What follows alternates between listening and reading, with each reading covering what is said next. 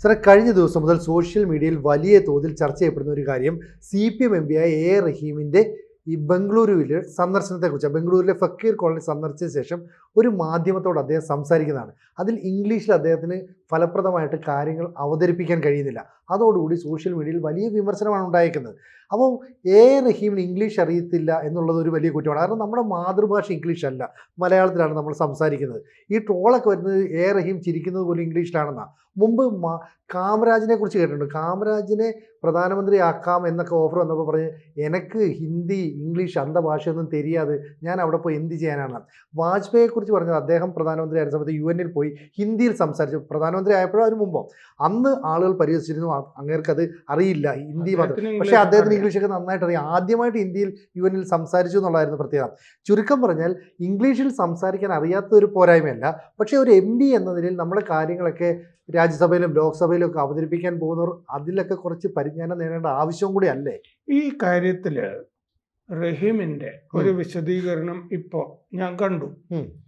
എൻ്റെ ഇംഗ്ലീഷിലെ വ്യാകരണം തിരയുന്നവരോട് ഒരു വെറുപ്പുമില്ല, പക്ഷേ ഒരു തെറ്റുമില്ലാതെ വിവിധ ഭാഷകൾ കൈകാര്യം ചെയ്യുന്ന നിരവധി പേർ നിങ്ങളുടെ കൂട്ടത്തിലുണ്ടല്ലോ.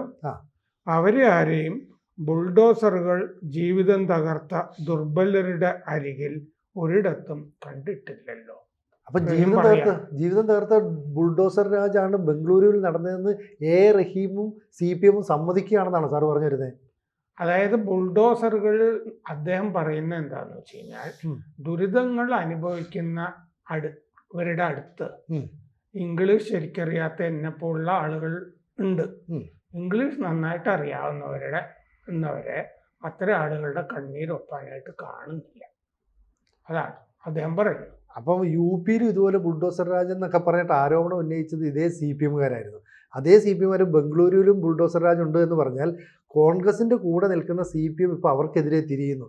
സിദ്ധരാമയ്യ സർക്കാർ അവിടെ സാധാരണക്കാരെ എല്ലാം കുടിയിറക്കുന്നു. ഈ രീതിയിലേക്ക് കാര്യങ്ങൾ അതായത് ഇതിൻ്റെ അകത്ത് രണ്ട് കാര്യമാണ് ഈ സിനിജി പറഞ്ഞു വരുന്നത്. ഒന്നാമത്തത് ഇംഗ്ലീഷിൻ്റെ ആണല്ലോ, മറ്റേതൊരു പ്രത്യയശാസ്ത്ര പ്രശ്നമാണ്. പ്രത്യയശാസ്ത്ര പ്രശ്നത്തിലേക്ക് ഞാൻ വരാം. ഇംഗ്ലീഷ് ഈ പറയുന്നത് പോലെ അദ്ദേഹത്തിന് പറയാൻ കഴിയുന്നില്ല എങ്കിൽ അദ്ദേഹം കുറെ പേപ്പറുകൾ ഈ രാജ്യസഭയിൽ വായിച്ചുകൊണ്ടിരുന്നത് മേശപ്പുറത്ത് വെച്ചിട്ട് അദ്ദേഹം ആ സമയത്ത് മലയാളത്തിൽ സംസാരിക്കുന്നത് ഞാൻ കണ്ടു. ടിവിയിലൂടെ കാണാൻ K രാധാകൃഷ്ണൻ ഇല്ലേ മലയാളത്തിൽ സംസാരിക്കുന്നത് നമുക്ക് കാണാം. അതിന് സൗകര്യം ഉണ്ടല്ലോ. ഈ വടക്കേ ഇന്ത്യയിൽ നിന്ന് ധാരാളം പേർ MP-മാരായിട്ടുള്ളവരൊന്നും ക്രിമിനലുകളും ഗുണ്ടകളും ഒക്കെ പശ്ചാത്തലമുള്ളവരും ഒക്കെ ആയിട്ടില്ലേ. ഇവർക്ക് ആകെ അറിയാവുന്ന ഭാഷ ഹിന്ദി മാത്രമാണ്. അവർ MP-മാരായിട്ട് വന്നിട്ടില്ലേ അവിടെ. കാരണം എന്താന്ന് വെച്ച് കഴിഞ്ഞാൽ, നമ്മുടെ നിയമപ്രകാരം ഇംഗ്ലീഷ് അറിയാവുന്ന ആളുകൾ മാത്രമേ MP-മാരാകൂ എന്ന് എവിടെയെങ്കിലും എഴുതി വെച്ചിട്ടുണ്ടോ? MLA ആകാവൂ എന്ന് എഴുതി വെച്ചിട്ടുണ്ടോ? ഇല്ല. ഇവരുടെ ജോലി എന്താ MP-മാരെന്നുള്ള നിലയ്ക്ക് ജനകീയ പ്രശ്നങ്ങൾ അവിടെ ഉന്നയിക്കുക, കൈകാര്യം ചെയ്യുക, പരിഹരിക്കാനുള്ള നീക്കം നടത്തുക. അതെ. രാജ്യസഭ എന്ന് പറഞ്ഞാൽ എൽഡേഴ്സിന്റെ സഭയാണെന്ന് പറയും സാധാരണഗതിയിൽ. കാരണം നോമിനേറ്റ് ചെയ്യുന്നതും അത്തരം ആളുകളും കുറച്ച് പ്രായമുള്ള ആൾക്കാരുടെ സ്ഥലമാണെന്നൊക്കെ സാധാരണഗതിയിൽ പറയാറുണ്ട്.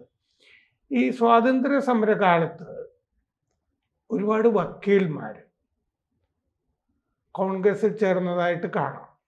ഇപ്പം ചാലപ്പുറം ഗാങ് എന്ന് പറയും, കോൺഗ്രസ്സുകാരിലെ കുറെ നായന്മാരുടെ ഗാങ്. കോഴിക്കോട് ചാലപ്പുറം ഗാങ്, ഈ കോഴിപ്പുറത്ത് മാധവമേനോൻ എന്നൊക്കെ പറഞ്ഞുള്ള ആളുകളൊക്കെയാണ് വക്കീൽമാരാ. അപ്പം ആ കാലത്ത് ബ്രിട്ടീഷുകാരാണല്ലോ ഭരിക്കുന്നത്. ഇവരോട് പോയി സംസാരിക്കണം എന്നുണ്ടെങ്കിൽ മറ്റേ ഇംഗ്ലീഷ് വേണ്ടേ? അത് വേണം. അപ്പം അതുകൊണ്ട് കോൺഗ്രസ്സിൽ ഒരുപാട് അങ്ങനെയാണ് ഈ വക്കീൽമാർ ധാരാളം പേര്. പിന്നെ രണ്ട് കാര്യമാണ്, ഒന്ന് കേസ് ഉണ്ടാവില്ല, അപ്പൊ പിന്നെ രാഷ്ട്രീയത്തിൽ വരിക എന്നുള്ളതും ഉണ്ട്. രണ്ട് ഇംഗ്ലീഷ് അറിയുക എന്നുള്ളതാണ്. ഇതിൻ്റെ അകത്ത് എന്താന്ന് വെച്ച് കഴിഞ്ഞാൽ വക്കീലാണ് ഈ റഹീം മറ്റേ അക്കാഡമിയിൽ പഠിച്ച ആളാണ്. പെരുപ്പൻകോട് സാധാരണ സർക്കാർ സ്കൂളിലൊക്കെയാണ് പഠിച്ചിരിക്കുന്നത്. ഇസ്ലാമിക് ഹിസ്റ്ററിയിലാണ് PG-യും ഡിഗ്രിയും ഒക്കെ യൂണിവേഴ്സിറ്റി കോളേജിൽ. അപ്പോൾ ഇസ്ലാമിക് ഹിസ്റ്ററി സാധാരണ മഹാരാജാസ് കോളേജിലൊക്കെ കണ്ടിട്ടുള്ളത് ഈ പ്രീ ഡിഗ്രിക്കൊക്കെ മാർക്ക് കുറയുന്ന ആളുകളൊക്കെ ഡിഗ്രി എടുക്കാൻ വേണ്ടിയിട്ട് പെട്ടെന്ന് എടുക്കുന്നതായിട്ടൊക്കെ സാധാരണഗതിയിൽ കാണാം. അപ്പോൾ അത് എന്തെങ്കിലും ആയിക്കോട്ടെ, അദ്ദേഹം ലോ പാസ്സായിട്ടുണ്ടല്ലോ. അതെ. അപ്പോൾ എന്നാലും നേരത്തെ കാമരാജിൻ്റെ ഉദാഹരണം പറഞ്ഞു. കാമരാജ് മറ്റേ കോൺഗ്രസിന്റെ പ്രസിഡന്റ് ആയിരുന്നപ്പോൾ കാമരാജ് പ്ലാൻ എന്ന് പറഞ്ഞൊരു സംഗതി നെഹ്റു കൊണ്ടുവന്നിട്ട് ഒരുമാതിരി കോൺഗ്രസിന്റെ മുഖ്യമന്ത്രിമാരെ മുഴുവൻ രാജിവെപ്പിച്ചിട്ട് അവര് സംഘടനാ പ്രവർത്തനങ്ങൾക്ക് അയക്കുകയൊക്കെ ചെയ്തില്ലേ. അതെ. പിന്നെ ഇന്ദിരാഗാന്ധിയെ തന്നെ പ്രധാനമന്ത്രി പദത്തിലേക്ക് കൊണ്ടുവരുന്നതിൽ കാമരാജിന്റെ കോൺട്രിബ്യൂഷൻ വളരെ വലുതാണ്. അൻസറിനോട് കൂടി ഇരുന്നോളെന്ന് വിചാരിച്ചിട്ടാണ് അക്കാലത്ത് ചെയ്യുന്നത്. പക്ഷെ ഇന്ദിരാഗാന്ധി ആള് മാറിപ്പോയി. വാർത്താ പ്രക്ഷേപണ മന്ത്രിയായിരുന്ന ഡോൾ എന്നല്ലേ അന്ന് വിളിച്ചിരുന്നത്, പാവ എന്നാണ് അവരെ വിളിച്ചുകൊണ്ടിരുന്നത്. അപ്പോ കാമരാജ് ഈ ചെറിയ ഭാഷ വെച്ചിട്ട് അദ്ദേഹം കിങ് മേക്കർ ആയിരുന്നില്ലേ. അതെ. നമ്മുടെ കരുണാകരൻ പാർലമെന്റിൽ ഇംഗ്ലീഷ് നന്നായിട്ട് സംസാരിക്കുന്ന ഒരു വീഡിയോ ഇപ്പം കൂടുതലായിട്ട് ഷെയർ ചെയ്ത് ഞാൻ കണ്ടിട്ടുണ്ട്. ഇപ്പൊ സോഷ്യൽ മീഡിയയിൽ അത് പ്രചരിക്കുന്നുണ്ട്. അദ്ദേഹത്തിനോട് ഒരിക്കൽ ആരോ കൊടുക്കുന്ന ഒരു ചോദ്യം ചോദിച്ചു കഴിഞ്ഞപ്പോൾ അദ്ദേഹം വ്യവസായ മന്ത്രി ആയ ശേഷം കേന്ദ്രത്തില് ഞാൻ കണ്ടിട്ടുണ്ട്, the constitution will take care of itself എന്ന് പറഞ്ഞ് പുള്ളി വായടപ്പിച്ച് കളഞ്ഞു. നമ്മുടെ ഭരണഘടന സ്വയം രക്ഷിച്ചോളും എന്നാണ് പറയുന്നത്. പുള്ളി ഭയങ്കര ടഫായ ഒരു ക്വസ്റ്റ്യൻ ആൻസർ ചെയ്താണത്. അതാണ് ഈ കോമൺ സെൻസ് എന്ന് പറയുന്നത്. അപ്പൊ കോമൺ സെൻസ് ആണ് ഇതിൻ്റെ അകത്ത് വേണ്ടത്, അത്യാവശ്യം. അദ്ദേഹം ചിലപ്പോ പണ്ട് പന്നിൻ രവീന്ദ്രൻ ഇംഗ്ലീഷ് ഹിന്ദി അറിഞ്ഞിട്ടാണോ അദ്ദേഹം MP ആയത്? അദ്ദേഹത്തിന് ഇത്രയും റഹീമിന്റെ അത്രയും വിദ്യാഭ്യാസം ഉണ്ടോ? ഇല്ല. അദ്ദേഹം പറഞ്ഞു ഞാൻ ഇംഗ്ലീഷ് ഹിന്ദി പഠിക്കൂടോ എന്നാണ് പറഞ്ഞത് അല്ലേ സാറേ? പക്ഷേ ഒരു പ്രശ്നം, ഇപ്പോൾ ഈ സാർ നേരത്തെ പറഞ്ഞ നോർത്ത് ഇന്ത്യയിൽ കൂടുതൽ ഹിന്ദി മാത്രം അറിയാവുന്നവരാണ് MP ആയിട്ട് വരുന്നതെന്ന് പറഞ്ഞു. പക്ഷേ നമ്മുടെ ഒരു ദേശീയ ഭാഷ എന്ന നിലയിൽ ഹിന്ദിക്ക് വലിയൊരു പ്രാധാന്യമുണ്ട്, ലോക്സഭയിലായാലും രാജ്യസഭയിലായാലും. പക്ഷേ അവിടെയുള്ള ചില ആളുകൾ സീറോ എന്നുള്ളവർ പറയും ജീറോ എന്നായിരുന്നു പറയുന്നത്. അതിനെ CPMൻ്റെ ആളുകൾ വലിയ രീതിയിൽ കളിയാക്കുകയും പരിഹസിക്കുകയും അപഹസിക്കുകയും ഒക്കെ ചെയ്തു. അങ്ങനെ ഉള്ളത് കൊണ്ടാണ് ഈ A റഹീമിൻ്റെ പ്രശ്നം. ഇപ്പോൾ A റഹീം പണ്ടൊരു സമരക്കാലത്ത് ഒരു കോളേജ് പ്രിൻസിപ്പളിനെയോ മറ്റോ ദിവസം മണിക്കൂറുകളോളം ഉപരോധിച്ചു. സ്റ്റുഡന്റ് സെന്ററിലോ മറ്റോ ഡീനിനെ അതെ അവർക്കത് ബാത്റൂമിൽ പോകാൻ പറ്റിയില്ല. അവർക്ക് അപ്പൊ അവരുടെയൊക്കെ ഒരു ശാപം ഉണ്ടാകുന്നു. അതെ. അപ്പൊ ഈ A റഹീം എന്ന് പറഞ്ഞിട്ട് ആളുകൾ കളിയാക്കുന്നു, അല്ലെങ്കിൽ A റഹീം എന്ന് പറയുന്ന ആള് ടീച്ചറുടെ ശാപം തീർച്ചയായിട്ടും ഉണ്ട്. അപ്പൊ ഈ റഹീം ചിരിക്കുന്നത് പോലും ഇംഗ്ലീഷിലാണെന്നൊക്കെ പറഞ്ഞ് പരിഹസിക്കുന്നു. എന്തുകൊണ്ടാണ് അങ്ങനെ പരിഹസിക്കേണ്ടി വരുന്നത്? ഒരു കാലത്ത് CPM അങ്ങനെ ഈ പറയുന്ന BJPക്കാരെ അല്ലെങ്കിൽ ഹിന്ദി മാത്രം സംസാരിക്കുന്ന ആളുകളൊക്കെ പരിഹസിച്ചിട്ടുണ്ട്. അപ്പോൾ നേരത്തെ CPMൻ്റെ ഒക്കെ മികവുറ്റ ആളുകൾ ഉണ്ടായിരുന്നെങ്കിൽ A റഹീമിനെ പോലെയുള്ളവർ അവരുടെ വില കളയുന്നതുകൊണ്ടല്ലേ ഇത്തരം കാര്യങ്ങളൊക്കെ പറയേണ്ടി വരുന്നത്. ഇപ്പം ഈ കോളനിയിലേക്ക് പോകുമ്പോൾ റഹീം ഒന്ന് ഗൃഹപാഠം ചെയ്തിട്ട് പോയാൽ ഒരു പക്ഷേ ഇത്തരത്തിലൊരു വീഡിയോ വരുമ്പോൾ അത് ഹാൻഡിൽ ചെയ്യാൻ പറ്റില്ലേ? അതുകൂടെ ആലോചിക്കണ്ടേ? ഒരു MP അല്ലേ അത്. ഈ നമ്മുടെ കയ്യിൽ തയ്യാറാക്കി വെച്ചൊരു സംഗതി ഉണ്ടായാലും മതി, അത് വായിച്ചാൽ മതി, തെറ്റൊന്നുമില്ല. ഈ ഇംഗ്ലീഷിന്റെ കാര്യത്തിൽ ഞാൻ ഒരു കാര്യം പറയാം. ഞാൻ ചൈനയിൽ പോയപ്പോൾ കണ്ടത് എന്താണെന്നറിയോ? അവിടെ സ്പോക്കൺ ഇംഗ്ലീഷാണ് മിക്കവാറും യൂണിവേഴ്സിറ്റികളിൽ പഠിപ്പിക്കുന്നത്. നമ്മളിവിടെ പഠിക്കുന്നത് പോലെ Shakespeare, American literature, continental drama, old English, ഇങ്ങനെ പലതൊക്കെയാണ് ഞാൻ പഠിച്ചിട്ടുള്ളത്. പക്ഷെ അവിടെ സ്പോക്കൺ ഇംഗ്ലീഷ്, ഇപ്പോൾ നമുക്ക് ഇന്റർപ്രറ്റേഴ്സായിട്ട് ദ്വിഭാഷികളായിട്ടുള്ള ചില പെൺകുട്ടികളൊക്കെ അവിടെ വന്നിരുന്നു കൂടെ. അപ്പോൾ അവരോട് സംസാരിക്കുമ്പോഴാണ് നമ്മൾ മനസ്സിലാകുന്ന അവിടെ യൂണിവേഴ്സിറ്റികളിൽ പ്രധാനമായിട്ടും ചെയ്യുന്ന ഒരു സംഗതി സ്പോക്കൺ ഇംഗ്ലീഷ് കോഴ്സ്. നമുക്ക് സത്യത്തിലെ അനുകരിക്കാവുന്ന ഒരു മാതൃകയാണ് ഏത് ഭാഷയായാലും. ഈ പറഞ്ഞ് അല്ലാതെ എന്നോട് പണ്ട് CP ജോൺ പറഞ്ഞിട്ടുണ്ട്, 200 ഇംഗ്ലീഷ് വാക്ക് നമുക്കറിയാമെങ്കിൽ ഇംഗ്ലീഷ് നന്നായിട്ട് സംസാരിക്കാൻ കഴിയും എന്ന് പറഞ്ഞത്. ആ 200 വാക്കൊക്കെ റഹീമിന് അറിയാൻ പറ്റും. ഇത് പറഞ്ഞ് ശീലിച്ചാണല്ലോ അങ്ങോട്ട് വരേണ്ടത് ഈ വരുന്നത്. ഇപ്പോൾ നിങ്ങളുടെ ചോദ്യത്തിന് തിരിച്ച് എനിക്ക് ചോദിക്കാനുള്ളത്, ബ്രിട്ടനിലെ 2ഉം 3ഉം വയസ്സുള്ള കുട്ടികളും മണിമണിയായിട്ട് ഇംഗ്ലീഷ് പറയുന്നുണ്ടല്ലോ, അതെങ്ങനെയാണ്? പിച്ചക്കാരും ഒരു ഇംഗ്ലീഷ് പറയുന്നുണ്ടെന്നുള്ള തമാശകൾ നമ്മൾ കേട്ടിട്ടുണ്ട്. റഹീമിനെ പറ്റി തന്നെ പറയുന്നുണ്ട്, അദ്ദേഹം ഇംഗ്ലീഷ് തൊണ്ടയിൽ കുടുങ്ങിയിട്ടായിരിക്കും അദ്ദേഹം അദ്ദേഹത്തിന്റെ അവസാനം എന്നൊക്കെ ആളുകൾ കളിയാക്കുന്നുണ്ട്. അതിന്റെ ആവശ്യമില്ല. അദ്ദേഹം പറഞ്ഞ് ശരിയായിക്കോളും. കാരണം അദ്ദേഹം പ്രശ്നങ്ങൾ അവതരിപ്പിച്ചു തുടങ്ങിയിട്ട്. അല്ല, നമ്മൾ റഹീമിനെ പരിഹസിക്കുകയോ അപഹസിക്കുകയോ അല്ല. ചൈനീസ് പ്രധാനമന്ത്രി ഷീ ജിൻപിങ്, അല്ലെങ്കിൽ റഷ്യൻ പ്രസിഡന്റ് വ്ളാഡിമിർ പുടിൻ, ഇന്ന് വരെ ഇംഗ്ലീഷ് പറയുന്നത്. അല്ല സാർ, ഇവരൊക്കെ തന്നെ ലോകവേദികളിൽ എപ്പോഴെങ്കിലും ഇംഗ്ലീഷിൽ സംസാരിക്കുന്നത് നമ്മൾ കേട്ടിട്ടില്ല. ഈ ഇന്ത്യൻ പ്രധാനമന്ത്രി, നിങ്ങൾക്ക് സ്വാധീനമുള്ള രാജ്യമാണെങ്കിൽ നിങ്ങളുടെ ഭാഷ മറ്റുള്ളവർ പഠിച്ചോളും. ഇവിടെ വന്ന് ഇംഗ്ലീഷുകാർ നമ്മളെ കീഴടക്കിയത് കൊണ്ടാണ് നമ്മൾ ഇംഗ്ലീഷ് പഠിച്ചത്. നമ്മളെ ഏതോ കാലത്ത് നമ്മളെ ഹിറ്റ്ലർ കീഴടക്കാൻ വരുന്നു എന്ന് കേട്ട് കഴിഞ്ഞപ്പോൾ തമിഴ് ബ്രാഹ്മണരൊക്കെ പോയി ജർമ്മൻ പഠിക്കാൻ തുടങ്ങി.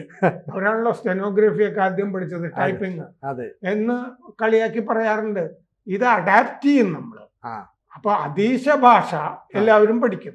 ഫ്രാൻസിലെല്ലാവരും ഫ്രഞ്ച് അല്ലേ സംസാരിക്കുന്നത്, ആരും ഇംഗ്ലീഷ് സംസാരിക്കുന്നു. സാറേ, ലയണൽ മെസ്സി എത്ര വലിയ താരം, ഇന്ന് വരെ ഇംഗ്ലീഷ് സംസാരിക്കുന്നത് നമ്മൾ കേട്ടിട്ടില്ലല്ലോ. അദ്ദേഹത്തിന്റെ ഭാഷയിലായിരിക്കും അദ്ദേഹം സംസാരിക്കുന്നത്. അപ്പൊ ഇവിടെ പക്ഷേ റഹീം അല്ലെങ്കിൽ അദ്ദേഹത്തിന്റെ പാർട്ടി, റഹീമിന്റെ കാര്യത്തിൽ ഇനി ആ പ്രത്യയശാസ്ത്ര ഭാഗമാണ്.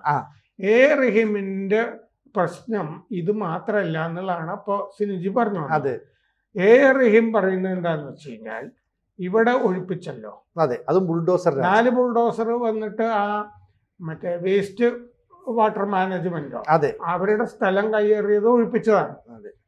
മറ്റേ ഫക്കീർ കോളനി. അപ്പോ ഈ റഹീം പറയുന്നത് യോഗി ആദിത്യനാഥ് ചെയ്യുന്നത് തന്നെയാണ് ഇവിടെ ചെയ്തത് എന്ന് ഇവിടെയുള്ളത്. അപ്പോ ഈ മാർക്സിസ്റ്റ് പാർട്ടിയുടെ കൂടെ നടക്കുന്നവരും കോൺഗ്രസ്സുകാരും ചോദിക്കുന്ന ഒരു പ്രത്യയശാസ്ത്ര പ്രശ്നമുണ്ട്. ഇത് കോൺഗ്രസ് സർക്കാരാണ്. കോൺഗ്രസ് സർക്കാർ ചെയ്യുന്ന ഒരു കാര്യം BJP സർക്കാർ ചെയ്യുന്ന അത് തന്നെയാണെന്ന് നിങ്ങൾ ആരോപിക്കുമ്പോൾ നിങ്ങൾ പറയുന്ന പ്രത്യയശാസ്ത്രം ശരിയാണോ എന്നൊരു ചോദ്യമുണ്ട്. അതിന് റഹീം മര്യാദയ്ക്ക് ഉത്തരം പറയാൻ കഴിയുന്നില്ല. റഹീം പറഞ്ഞിട്ടില്ല. കാരണം ഇന്ത്യൻ മുന്നണിയുടെ ഭാഗമാണ് CPM. അതെ, കോൺഗ്രസ് അതെ, നേതൃത്വം നൽകുന്ന മുന്നണിയുടെ ഭാഗമാണ് CPM.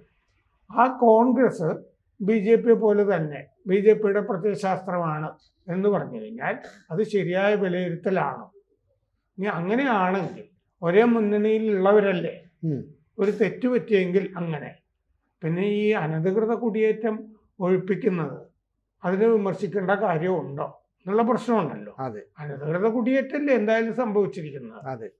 ഇവര് റോഹിംഗ്യകളൊക്കെ ഉണ്ടെങ്കിൽ നമ്മൾ സംരക്ഷിക്കേണ്ട കാര്യമുണ്ടോ? ഈ ഇതിൻ്റെ അകത്ത് തന്നെ ഇതേ ഇന്ത്യൻ മുന്നണിയുടെ ഭാഗമല്ലേ മുസ്ലിം ലീഗ്. റഹീമിന്റെ അഭിപ്രായമല്ല PK കുഞ്ഞാലിക്കുട്ടിക്ക്. PK കുഞ്ഞാലിക്കുട്ടി പറയുന്നത് ഇതിൻ്റെ അകത്ത് മുസ്ലിം സ്വത്വം പണ്ട് PK പോക്കറും KN കുഞ്ഞഹമ്മദും പറയുന്നത് കൊണ്ടിരുന്നതാണല്ലോ ഇപ്പൊ റഹീം പറയുന്നത്. കുഞ്ഞഹമ്മദിനെയും പോക്കറിനെയും എടുത്ത് തട്ടിക്കളഞ്ഞു. പോക്കർ ആത്മകഥ എഴുതിയിട്ടുണ്ട്. പോക്കറുടെ ആത്മകഥയിൽ സുനിൽ P ഇളയിടത്തിന് പോലുള്ളവരാണ് ഞങ്ങളൊക്കെ ഒതുക്കി കളഞ്ഞത്. മുസ്ലിം സ്വത്ത് പുതിയ ആത്മകഥ വന്നിട്ടുണ്ട്, നമ്മൾ ചർച്ച ചെയ്യാത്ത കാര്യമാണ്. അതിൽ പോക്കർ പറഞ്ഞിട്ടുണ്ട് ഈ സ്വത്ത് രാഷ്ട്രീയം പറഞ്ഞത് അടങ്ങി ഒതുങ്ങി ഇരുന്നോളാൻ പാർട്ടി അവരോട് പറഞ്ഞല്ലോ. ഇത് പറയേണ്ടി വരുന്ന അവസ്ഥയിലാണ് ഇപ്പൊ റഹീമിന്റെ കാര്യം. റഹീം മുസ്ലിം സ്വത്വവാദമാണ് ഉന്നയിച്ചുകൊണ്ടിരിക്കുന്നത്. അപ്പൊ കുഞ്ഞാലിക്കുട്ടി പറഞ്ഞു അവിടെ കുടിയിറക്ക, അതായത് മുസ്ലിങ്ങൾ എന്നോ മറ്റോ പറഞ്ഞ പിണറായി വിജയന്റെ പോസ്റ്റില് മുസ്ലിങ്ങളെ കുടിയിറക്കിയിരിക്കുന്നു എന്ന് സ്പെസിഫിക് ആയിട്ട് പറഞ്ഞിട്ടുണ്ട്. അത് സ്വത്വവാദമാണ്. അപ്പോൾ അതാണ് കുഞ്ഞാലിക്കുട്ടി പറഞ്ഞ ആ കുടിയിറക്കപ്പെട്ടവരുടെ കൂട്ടത്തിൽ മുസ്ലിങ്ങൾ മാത്രമല്ല ഉള്ളത് എന്ന് കുഞ്ഞാലിക്കുട്ടി പറഞ്ഞു. ആ കൂട്ടത്തിൽ ദലിതുകളുണ്ട്, ഒരു ക്രിസ്ത്യാനിയുണ്ട്, അതൊന്നും പറഞ്ഞില്ല. മുസ്ലിങ്ങൾ ഉള്ള കുടിയിറക്കിയിരിക്കുന്നു എന്നായിരുന്നു പിണറായി വിജയന്റെ പോസ്റ്റ്. അപ്പൊ കുഞ്ഞാലിക്കുട്ടി റഹീമിനെ തിരുത്തി. അപ്പൊ റഹീമിന്റെ ഇംഗ്ലീഷ് മാത്രമല്ല ശരിയല്ലാത്തത്, പ്രത്യയശാസ്ത്രം ശരിയല്ല, നിലപാട് ശരിയല്ല, സമീപനവും ശരിയല്ല. പിന്നെ ഇവര് സുരേഷ് ഗോപിക്കിട്ട് കുറെ കാലമായിട്ട് താങ്ങിക്കൊണ്ടിരിക്കുന്നതല്ലേ. അതുകൊണ്ട് അതും ഇതിലൊരു വിഷയമാണ്. അതുകൊണ്ട് റഹീമിനെ കിട്ടിയാൽ താങ്ങിക്കൊണ്ടിരിക്കും. കൂടുതൽ വാർത്തകളും വിശേഷങ്ങളും നിങ്ങളിലേക്ക് എത്താൻ ABC മലയാളം സബ്സ്ക്രൈബ് ചെയ്യുക, ബെൽ ബട്ടണും അമർത്തുക.